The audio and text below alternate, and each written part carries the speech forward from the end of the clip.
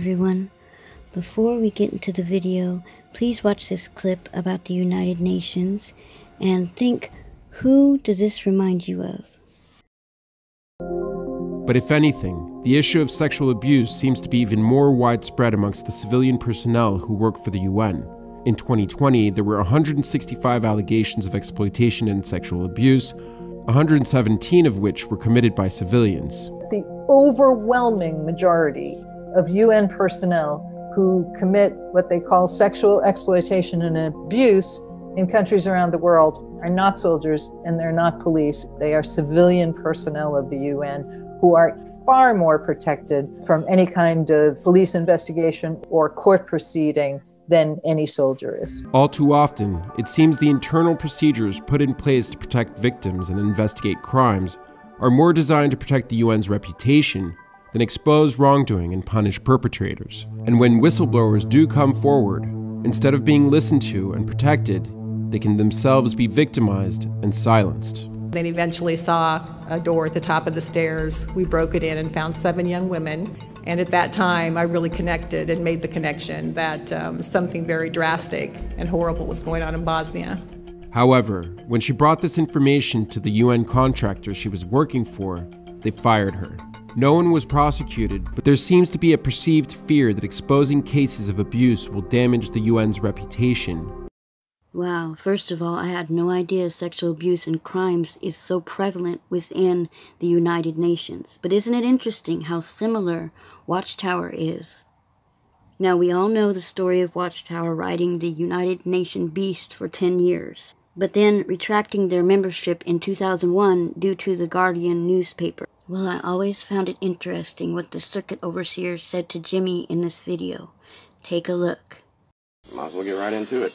I'll tell you before we get started, I might not even have the answers for you after. That's fine. That's fine. I'll do my best. And if I can't get you an answer now, I'll look into it. That's all I want, because I mean, honestly, truly, up until December, let me rephrase that.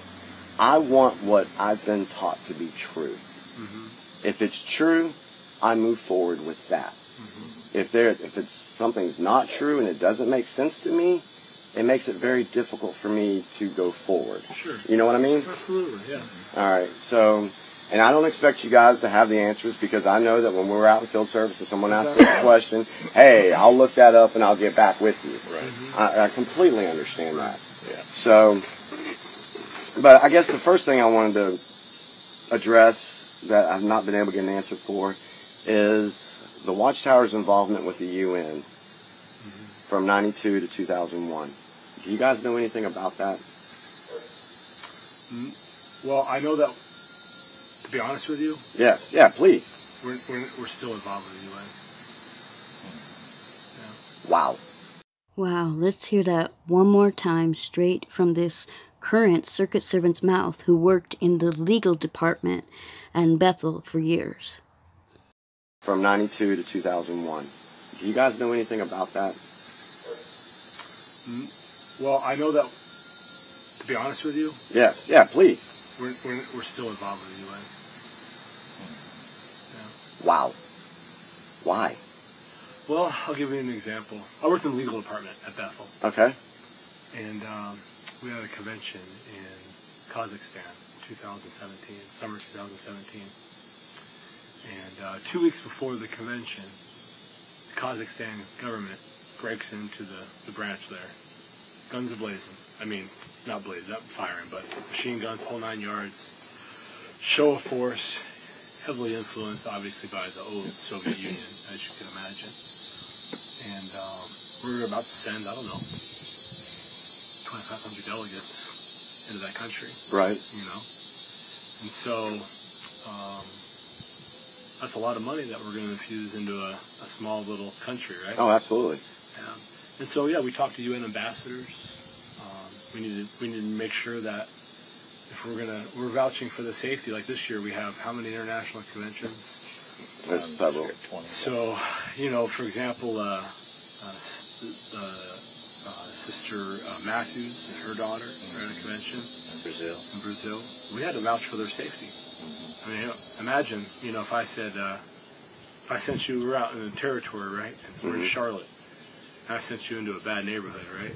You know, all by yourself. Yeah, I'm being... Yeah. I mean, there would be a understand. responsibility on my part. So yeah, I mean, to a certain extent, we have involvement in the government, you know.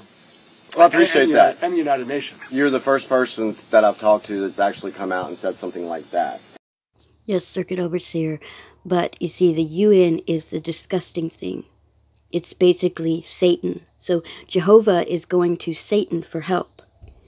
And if you notice there, he said, we sent 25,000 delegates in. That's a lot of money. So as you see, they're worried about their money. That's why they're going to the UN. Just like in Russia, they were worried about their properties. They're worried about their money. And if you remember when we went in service, they always said that Jehovah sent his angels to protect us. We were protected by the angels. So if this is Jehovah's organization, then he protects his organization. Jehovah wouldn't need to go to Satan for help because he protects his organization, unless this isn't really Jehovah's organization. Now I have some more evidence to show you. Remember how the Watchtower has many companies and they go by many names? Well, we know that the Watchtower Bible and Tract Society retracted their membership in 2001, but Watchtower goes by other names. Here are just a few of the names they go by. Just like if you want to see what they put their money into, you have to look at the Henrietta O'Reilly Trust Fund, because that is the Watchtower Bible and Tract Society. Well, let me show you why this is important. Okay, we're going to look at the UNDP IAPSO of 2003. UNDP IAPSO is part of the United Nations, and the United Nations is part of the World Economic Forum. If you are an organization or a company or a religion and you are a part of the UNDP IAPSO, and that's where you put your money, then you are supporting them and you agree with their standards and their belief system. So no matter what your religion tells you, or what they write in their publications, or what they preach to you from the stage, it means nothing if their money is going somewhere else. Now we're going to see how Watchtower is a part of this UNDP IAPSO, the World Economic Forum of 2003. So in this review, they also mention all of the companies that are a part of this World Economic Forum. And you can go look this up for yourself. There's quite a few pages, but if you go look it up, we need to look on page 30. And you can go ahead and go through this and read what their goals are, what their intentions are. They say our goal is to keep making a difference. But on page 30, we see a very interesting company that has given them money. Okay, so this is what I want to show you. And you can read all these things if you want, what they're into. This is the UN and what their goals are. And here you see the companies that are involved with them. And in order to be on this list, you have to accept these goals and these policies that the UN is putting forth. And as you see, when you go to page 30, you see all the companies that are associated with the UN and this World Economic Forum. And if you go down to the W's, you'll see something very interesting. Right there. Watchtower Society. 2 words. Watchtower Society. Now remember, the Watchtower Bible and Tract Society, they disassociated from the UN in 2001. But another company of Watchtower is Watchtower. 2 words instead of the 1 word Watchtower. So here we see the 2-word Watchtower Society is still a member of the UN, and this is a company that is giving its money to this UNDP IAPSO World Economic Forum in 2003, 2 years after Watchtower disassociated themselves. So as we see from the evidence from the World Economic Forum And even from that circuit servant who said that in 2017 in Kazakhstan, that they had to go to the UN for help because people there came in with guns, and so they had all that money they sent into that small country, so they had to ask for help. So see, he had even admitted that today they're still in the UN. But if you need proof, you can look at the World Economic Forum for yourself and see that sneakily the Watchtower Bible and Tract Society retracted their membership, but they're still members under a different name. That's a legal company of theirs, it's just different. Like Henrietta M. Riley or the Christian Congregation of Jehovah's Witnesses. It's Watchtower Society, 2 words. So they're being sneaky there. In the late 1800s, the German Empire became the King of the North.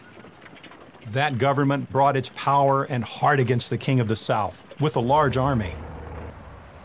Who became the King of the South? The alliance between Britain and the United States. He fought during World War I with an exceedingly large and mighty army. He swept away and humbled the King of the North. After Germany was defeated in World War II, the Soviet Union became the King of the North. It worked with the King of the South to put in place the disgusting thing that causes desolation, the United Nations.